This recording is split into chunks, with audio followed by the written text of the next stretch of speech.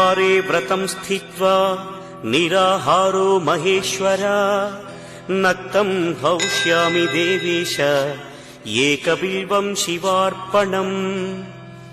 रामलिङ्गप्रतिष्ठा च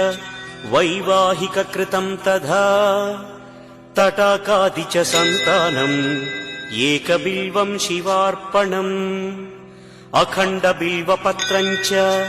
आयुतं शिवपूजनम् कृतं नाम सहस्रेण एकबिल्वं शिवार्पणम् उमया सह देवेश नन्दिवाहनमेव च भस्मलेपनः सर्वाङ्गम् एकबिल्वं शिवार्पणम् सालग्रामेषु विप्राणां तटाकं दशकूपयोः यज्ञकोटिसहस्रस्य एकबिल्वं शिवार्पणम्